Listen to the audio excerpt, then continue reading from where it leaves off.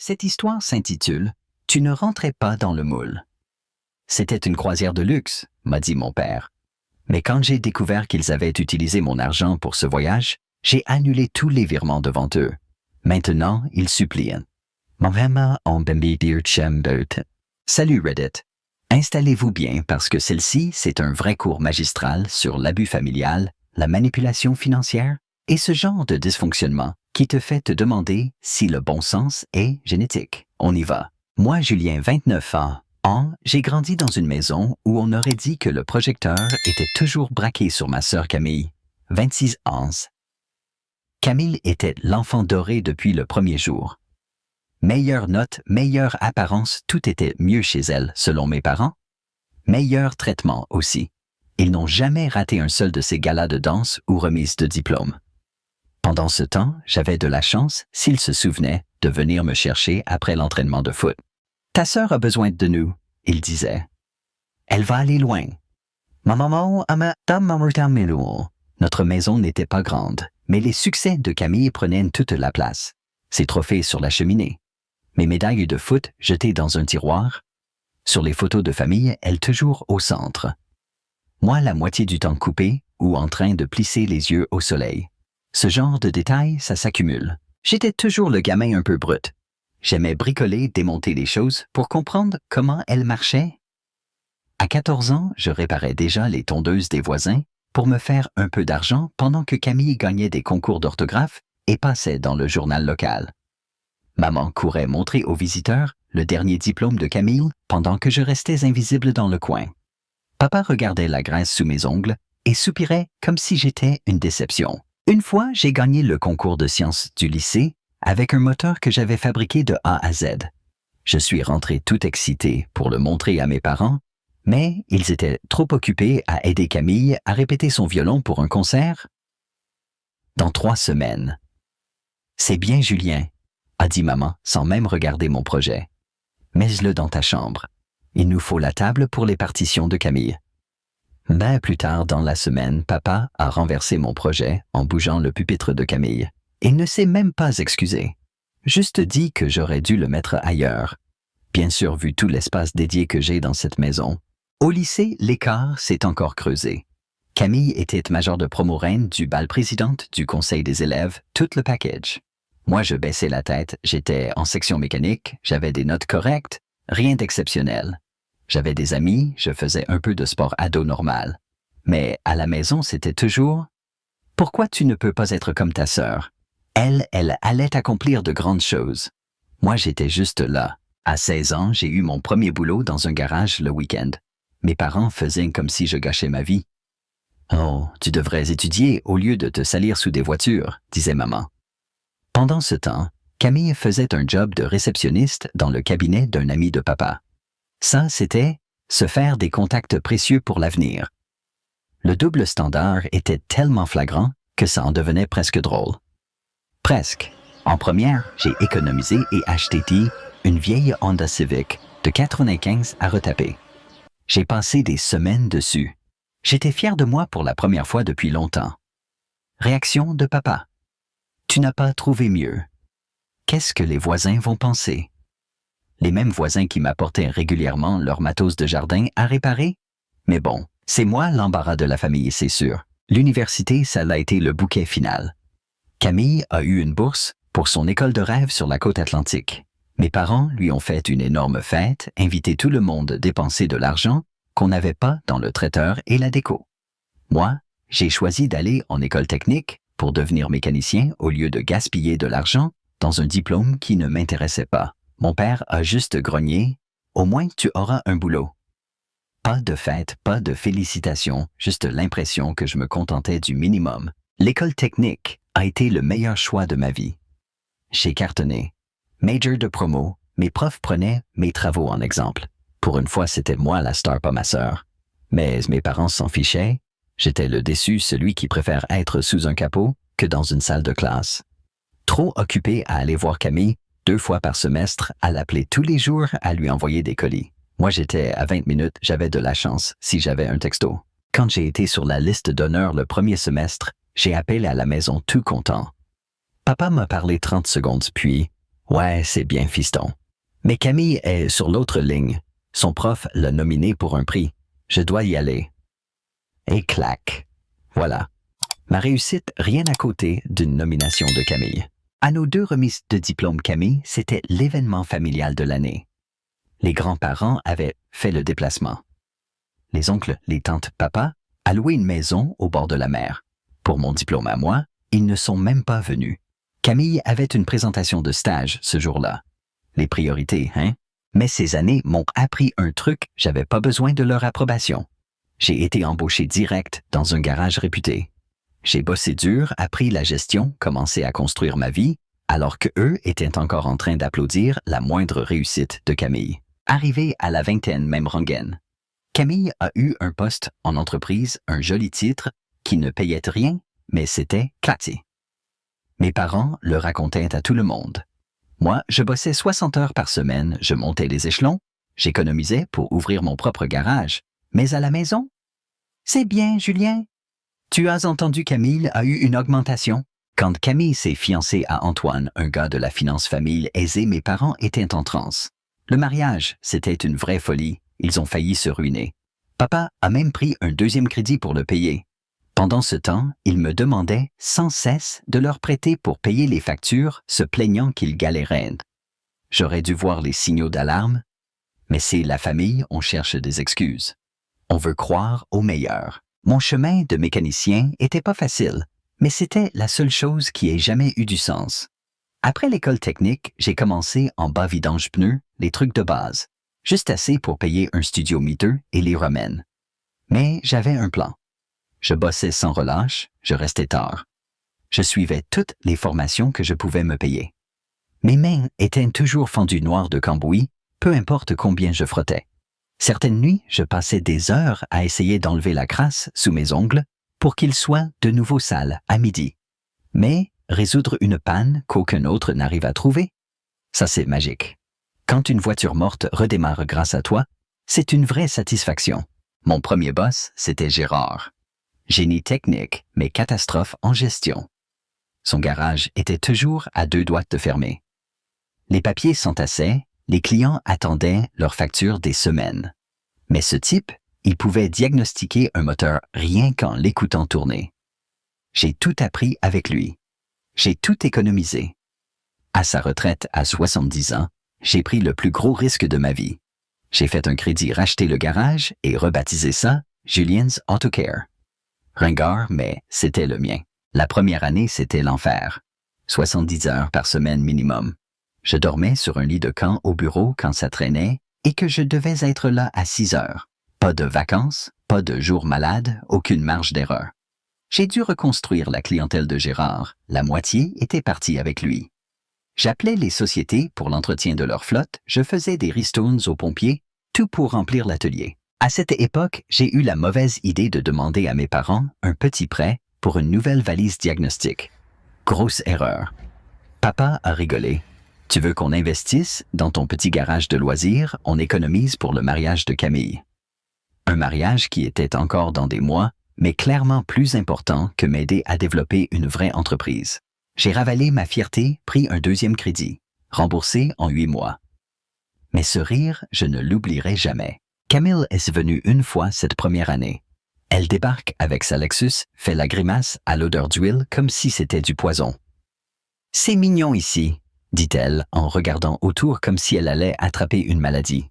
« Au moins, tu as trouvé un truc manuel vu que l'école c'était pas pour toi. » Elle laisse un billet de 20 € sur mon établi comme pourboire, puis repart. L'année suivante, j'ai décroché un contrat avec une société de livraison pour l'entretien de leur flotte. Travail régulier, paye correct. Je me suis forgé une réputation d'honnêteté dans un milieu où les clients s'attendent à se faire avoir. Petit à petit, j'ai bâti quelque chose de réel à moi. Mais pour la famille toujours, le petit garage de Julienne. Camille est repassée avec son fiancé Antoine à ce moment-là pour faire vérifier sa Lexus avant un voyage. Je lui ai fait le tarif famille, juste les pièces. Antoine s'est montré curieux, il a posé des questions sur le business. Camille l'a coupé net. « Allez chérie, c'est que des voitures? C'est pas comme s'il sauvait des vies, hein? » Devant mes employés, j'ai ravalé tout ce que j'aurais voulu balancer. Antoine au moins avait l'air gêné.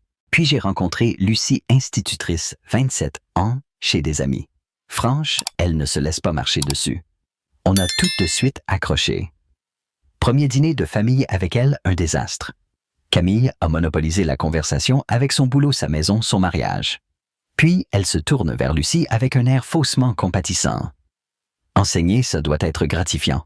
J'y ai pensé, mais je ne me voyais pas survivre avec ce salaire. Lucie a souri. On ne peut pas tout épouser un riche. Maman a failli s'étouffer avec son vin, papa a changé de sujet. Camille lançait des regards noirs. Je suis tombé encore plus amoureux de Lucie ce soir-là. Chaque dîner de famille devenait une humiliation. Camille me demandait des nouvelles du petit garage, insistant bien sur le petit, comme si je tenais un stand de limonade. Papa donnait ses conseils pour développer l'affaire, comme si je n'avais pas déjà doublé le chiffre d'affaires 3 ans de suite. Maman ramenait vite le sujet sur la promotion de Camille ou les investissements d'Antoine. Un Thanksgiving. Camille a amené des photos de leur nouveau chalet de vacances à Chamonix. Maman faisait des « oh » devant la vue sur la montagne. Julien, dit Camille, me glissant une photo avec son faux sourire, « Tu devrais voir le garage. Il est plus grand que ton atelier. » Tout le monde a éclaté de rire comme si c'était la meilleure blague du siècle.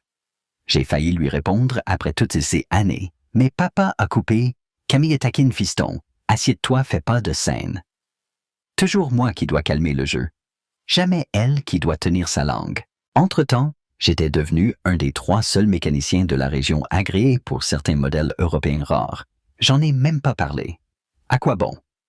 La dernière fois que j'ai annoncé une bonne nouvelle pro Camille, avait lâché « C'est mignon, Antoine vient de racheter une boîte dans 3 pays. » Et mes parents hochent la tête comme si ça annulait ma réussite. On s'est mariés dans un petit parc local.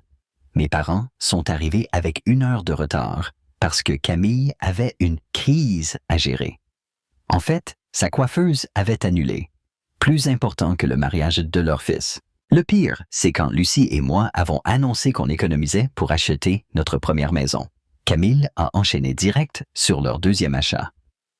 Vous devriez viser un meilleur quartier que ce que vous pouvez vous permettre, qu'elle nous conseille. Mieux vaut s'étirer financièrement que vivre dans un endroit craignos, dit celle qui n'a jamais payé un crédit de sa vie.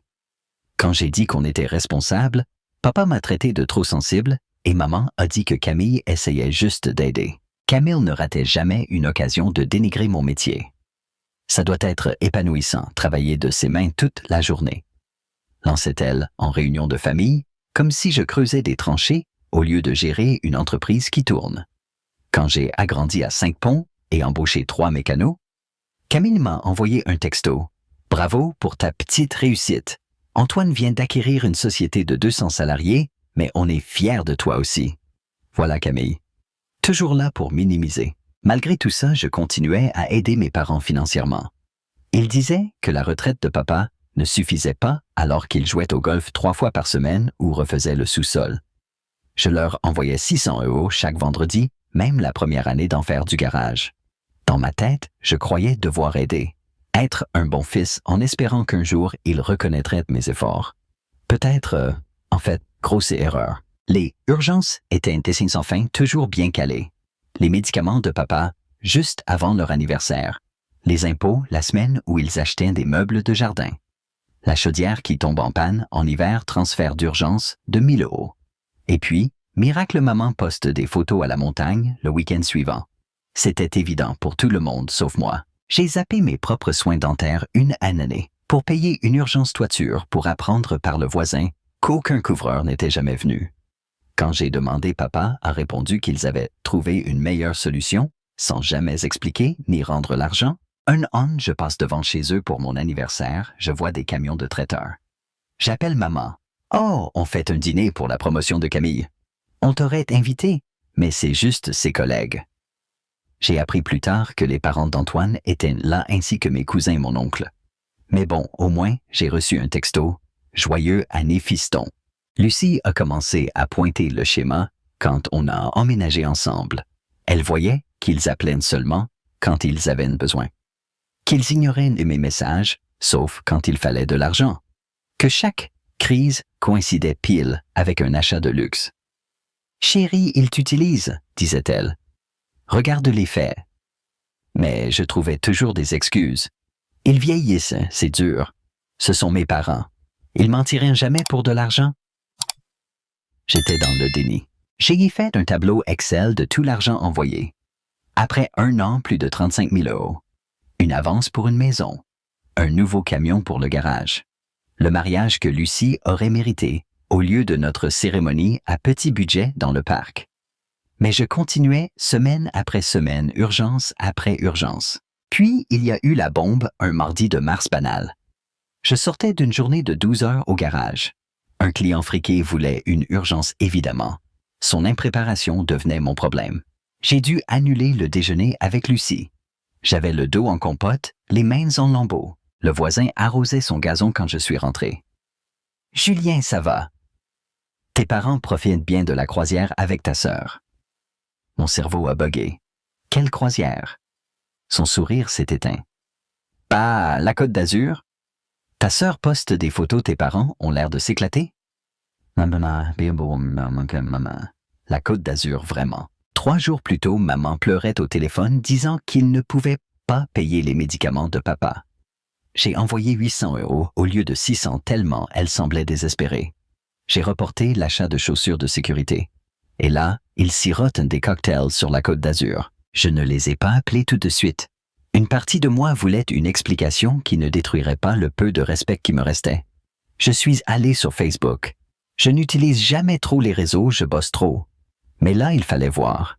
Et voilà maman, en robe d'été neuve papa, avec un cocktail qui coûte plus que mon heure de travail, Camille et Antoine sur le pont d'un bateau. Tout sourire, tout va bien. Les dates correspondaient pile au moment où il disait être trop malade pour me répondre. Les géolocalisations montraient que la Côte d'Azur, les restos chers, les excursions. Ils avaient même fait du shopping à Nice avec l'argent de mes urgences médicaments. Je lis les commentaires où Camille dit à quel point Antoine est généreux d'offrir ce voyage bien mérité. Mes parents répondent avec des cœurs et remercient leurs enfants. Pluriel. Comme si j'avais participé, comme si je n'avais pas été sciemment exclu en finançant leur mojito. J'ai creusé. Les relevés bancaires sont clairs. Mon virement d'urgence a été encaissé juste avant qu'ils partent. 800 € de plus motif, médicaments papa. Je relis tous les messages, chaque appel au secours, chaque frigo prétendument vide, chaque « on comprend si tu ne peux pas ». Tout était calculé. Lucie m'a trouvé dans le noir scotché à mon compte bancaire. Je lui ai montré les photos, raconté l'appel désespéré 3 jours avant la croisière. Elle n'a même pas fait, je te l'avais dit, même si elle voyait clair depuis longtemps. Elle s'est simplement assise à côté de moi en silence pour me laisser encaisser le choc. J'ai fait le total sur 2 ans. Près de 40 000 €. Assez pour une belle maison. Pour partir en vacances. Pour commencer la famille qu'on repoussait faute de moyens. Tu vas faire quoi? Demande Lucie. Je coupe. Ils en ont déjà assez profité. Le lendemain, j'appelle mon chef d'atelier. Je préviens que je serai en retard. Première fois en 3 ans de patron. Je file direct chez mes parents. Leur voiture et celle de Camille sont là. De retour du paradis. Je me gare derrière pour les bloquer exprès. Pas question qu'ils se défilent. Je sonne. Papa ouvre un peignoir café à la main. Il pâlit. Il sait. Maman arrive derrière. Alors c'était bien la Côte d'Azur, je lance froid. Julien, tu n'étais pas censé être au courant, dit maman. Même pas d'excuses. Juste agacé d'être démasqué. Il y a 3 jours, tu pleurais pour les médicaments. Et là, croisière de luxe. Avant que papa réponde, Camille arrive. Elle le logeait là. La famille au complet. Oh, le mécano! Un problème, Julien jaloux de ne pas avoir été invité. Son petit sourire narquois comme toujours. Papa ne dit rien. Maman baisse les yeux. On avait besoin de vraies vacances, poursuit Camille. Pas un trip d'hôtel miteux comme tu conseillerais. De toute façon, Antoine a tout payé d'important. Maman et papa avaient juste besoin d'argent de poche. Mon argent. Mon boulot de fou pour financer leur mojito, alors que je rampais sous des bagnoles. Tu n'aurais pas été à ta place de toute façon, elle ajoute d'un geste méprisant. C'était une croisière de luxe, des gens comme nous pas... Enfin, tu vois, on n'allait pas emmener un bricoleur. Elle montre mes chaussures de sécu tachées. Papa hoche la tête. Elle a raison, fiston. C'était plus le style d'Antoine et Camille. Tu n'aurais pas été à l'aise. Eh bien, Camille, ce bricoleur a financé vos parents. Et c'est quoi exactement le style Antoine et Camille? Mon ton calme avant la tempête. Des gens qui réussissent, réplique Camille. Des vraies carrières, pas juste réparer des voitures. Des costumes, pas des bleus tachés d'huile. Non même, maman tante. Julien, ce que Camille veut dire. Je sais très bien ce qu'elle veut dire. Et vous êtes d'accord, non? Leur silence suffit. Des années à être rabaissés, même en bossant plus qu'eux tous. À bâtir un business de zéro. À payer leurs factures. Pourquoi t'es là? Souffle Camille à bras croisés. Non, on n'a pas besoin de tes aumônes. Le bonus d'Antoine, c'est sûrement plus que 5 ans de ton salaire. Ah oui? Je sors mon téléphone. Devant eux, j'annule tous les virements, je bloque leur compte. La panique là, c'est réel. Plus réel que leur amour. Qu'est-ce que tu fais? Crie maman. Je coupe. La prochaine fois, demandez à Antoine. Je suis fini. Ma, tu n'as pas le droit, tante Camille. Ils ont besoin de cet argent et les médicaments de papa. Je regarde papa bronzé peignoir souvenir de vacances. Oui, papa a l'air bien malade. Ça doit être le parachute ascensionnel que j'ai vu sur les photos. Papa commence. Ne sois pas méchant, fiston. On apprécie tout ce que tu fais. C'est bon. Je tourne les talons. Fini. Voilà pourquoi tu ne seras jamais rien, crie Camille. Tu es petit et mesquin. Antoine les aidera plus que toi. Je souris. Parfait. Dis-lui merci pour le sauvetage. Leur tête valait presque les 40 000 eaux perdues. Presque. Je suis parti les laissant sur le pas de la porte. Camille gueulait mes parents muets devant la réalité. Des appels, des textos, toute la journée. Apologie, culpabilisation, manipulation. Papa, on a fait une erreur, mais tu exagères. Maman, comment tu peux faire ça à ta famille, Camille? Tu es cruelle et puérile. J'ai tout bloqué ce soir-là. Facile. Ce soir-là, Lucie et moi, on a commandé à manger. On a discuté de ce qu'on pourrait faire avec ces 600 € par semaine. Peut-être enfin ce voyage qu'on repoussait, une nouvelle maison, un enfant. Pour la première fois, je me sentais libre. Plus d'angoisse au téléphone. Plus de peur sur le compte en banque. Plus d'excuses pour ceux qui ne me voyaient que comme un distributeur. Bon débarras. Cooper le contact. Meilleure décision de ma vie.